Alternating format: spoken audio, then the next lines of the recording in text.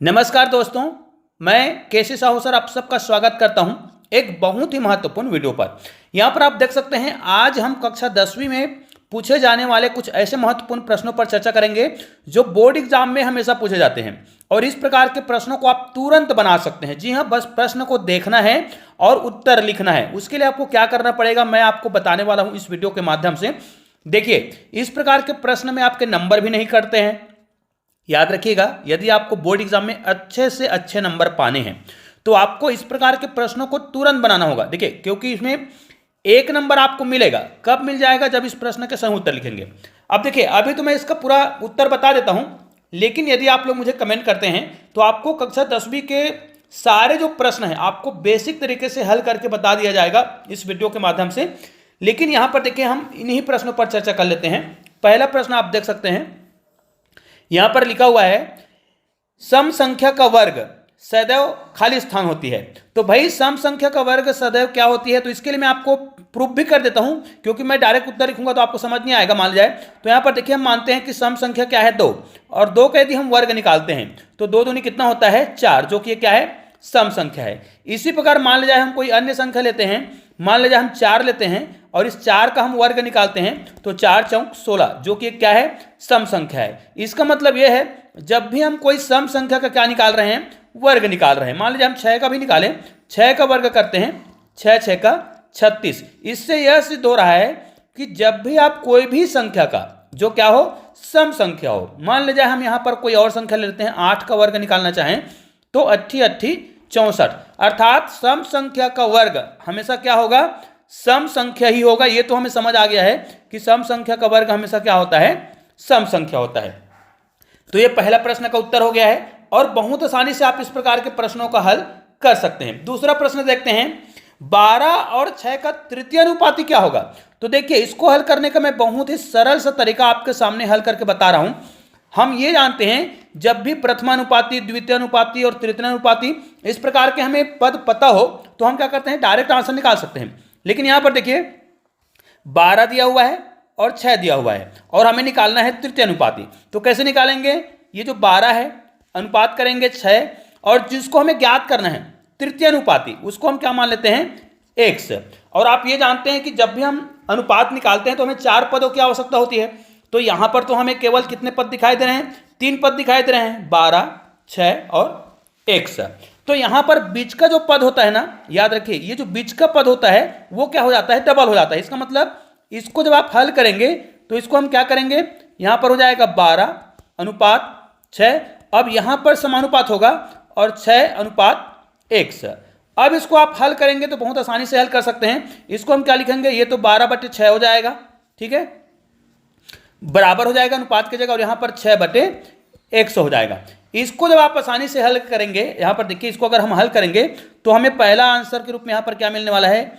ये 12/6 है। इसको आप डायरेक्ट हल भी कर सकते हैं। और यहां पर कितना था? यहां पर क्या था? 6/x था। तो x को हम इधर ले आएंगे, ये देखिए, अब यहां पर हो जाएगा 6 गुणित, ये क्या हो जाएगा? पलट जाएगा, अंश का हर और हर का अंश हो जाएगा, तो 6 ऊपर में चला जाएगा और 12 नीचे आ जाएगा। तो यहां पर क्या हो जाएगा? इसको हम हल करेंगे तो 6 6 का 36, अर्थात यहां पर क्या हो जाएगा? 36/12 हो जाएगा।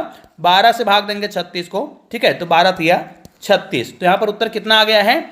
12 और 6 का तृतीय अनुपाती कितना हो जाएगा? 3 हो जाएगा, ठीक है। यहां पर कितना हो जाएगा? 3। इसका उत्तर भी बिल्कुल परफेक्ट हो गया है, ठीक है। इसी प्रकार आप सभी प्रकार के प्रश्नों को हल कर सकते हैं। देखिए, बाह्य बिंदु से वृत्त पर खींची गई स्पर्श रेखा की लंबाई क्या होती है? तो भाई, अगर आप बाह्य बिंदु, मान लीजिए आपके पास कोई वृत्त है ना, अब यहां पर हमने कोई भी बाह्य बिंदु ले लिया, तो बाह्य बिंदु से, है ना, बाह्य बिंदु से वृत्त पर खींची गई स्पर्श रेखा, तो बाह्य बिंदु ये है, तो बाह्य बिंदु से स्पर्श हम कितने रेखा खींच सकते हैं? एक तो यहां पर स्पर्श रेखा खींचेंगे ऐसे, ठीक है, और एक स्पर्श रेखा यहां पर खींचेंगे।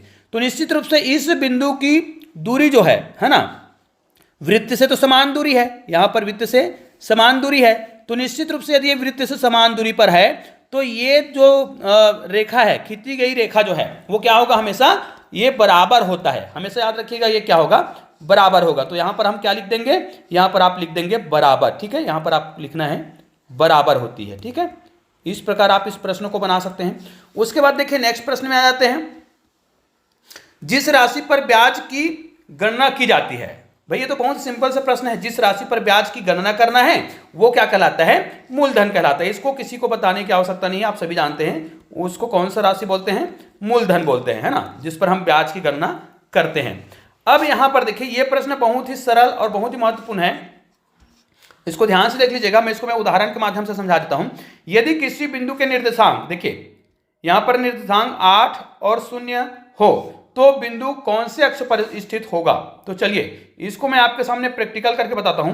मान लीजिए हमारे पास कुछ इस प्रकार के प्रश्न है, ध्यान दीजिएगा, ठीक है। यहां पर ये जो प्रश्न है इसको हमें हल करना है, तो हम क्या करेंगे, मान लीजिए हमारे पास इस प्रकार अक्ष है ना, दो ही अक्ष होते हैं, एक्स और वाई। ये हमारा एक्स अक्ष है और ये हमारा वाई अक्ष है। तो यहां पर देखिए पहला जो बिंदु होता है वो एक्स का होता है, दूसरा बिंदु जो होता है वाई का। अर्थात इसमें x का वैल्यू कितना है, मान लीजिए यहां पर हम लिखेंगे 1 2 3 4 5 6 7 और 8, इस प्रकार हम लिखेंगे। तो x का वैल्यू कितना है, ध्यान दीजिएगा यहां पर 8 लिखा हुआ है, x का वैल्यू 8 है और y का वैल्यू कितना है, 0 है। अर्थात y का मान इधर बढ़ेगा, 1 2 3 4 5 इस प्रकार बढ़ेगा। लेकिन यहां पर x का वैल्यू 8 दिया हुआ है, तो 1 2 3 4 5 6 7 8, जहां पर भी 8 होगा वहां पर हमारा बिंदु प्राप्त होगा। यहां पर अगर x का वैल्यू 8 है तो यहां पर आएगा। तो ध्यान दीजिए यहां पर ये कौन से अक्ष पर स्थित होगा, x का वैल्यू यहां पर 8 आ रहा है और y का वैल्यू यहीं पर क्या हो जाएगा, 0 होगा, क्योंकि y का मान जब ऊपर जाएंगे तो बढ़ेगा, है ना, ऊपर जाएंगे तो बढ़ेगा और नीचे आएंगे तो घटेगा, जबकि y का मान 0 दिया है, मतलब इसी पर दिया है। अब बताइए ये बिंदु कौन से अक्ष पर स्थित है, तो निश्चित रूप से ये बिंदु जो है कौन से अक्ष पर स्थित है, x अक्ष पर स्थित होगा। तो किसी बिंदु के निर्देशांक यदि आपको दिए हों तो x का वैल्यू दिया हो तो वो x अक्ष पर होता है ना, और y का वैल्यू अगर 0 हो तब की बात है भाई। और यदि x का वैल्यू 0 होता और y का मान कुछ भी दिया होता तो वो कौन से अक्ष पर होता, देखिए जिसका मान 0 होता है वो उस अक्ष पर नहीं होता है। तो यहां पर देखिए y का मान 0 है, अर्थात ये x अक्ष पर होगा। उसी प्रकार यदि यहां पर x अक्ष का मान 0 होता तो वो y अक्ष पर होता। तो इस प्रश्न का उत्तर क्या हो गया, निश्चित रूप से इस प्रश्न का उत्तर होगा x अक्ष। याद रखिए ये x अक्ष पर स्थित होगा। तो इसी प्रकार के आप सभी प्रश्नों को बहुत ही आसानी से बना सकते हैं। निश्चित रूप से यह वीडियो बहुत ही उपयोगी है, तो इस वीडियो को अधिक से शेयर जरूर करिएगा। चलिए मिलते हैं एक और बेहतरीन वीडियो के साथ, तब तक के लिए जय हिंद भारत।